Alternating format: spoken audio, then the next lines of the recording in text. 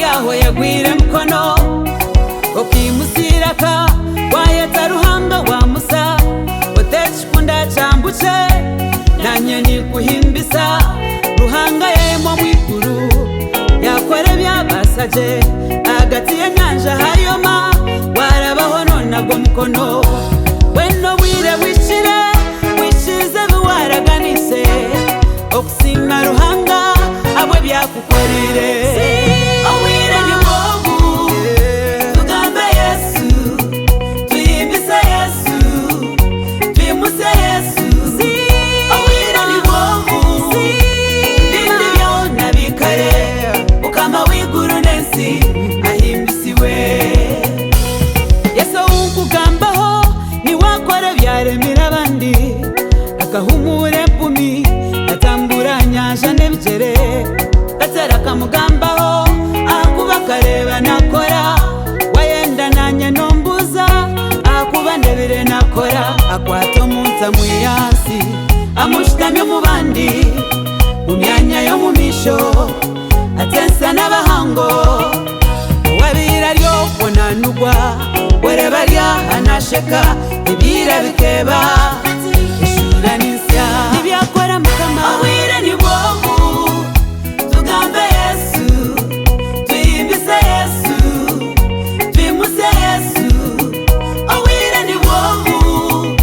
ibindi byona bikare ukama wiguru nensi ahimbisiwe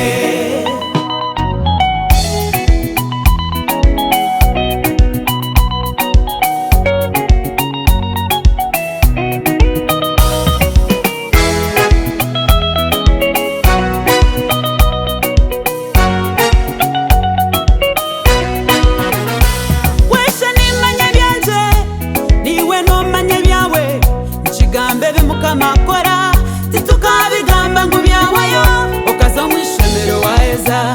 engumbe zire mushanju ihamba ryo mushenyi yayere bishima wabaje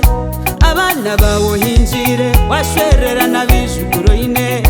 ruhanga kwishukire weza nibwo bwire niwo mwebaze ugira mu ngendo warugayo wakora sente zabaho warwara wachira ruhango tamushashwire nigana ebyira byebire wamishana gwawe gwachire eva byawe byazire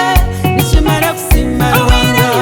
owire ni Mungu tugambe Yesu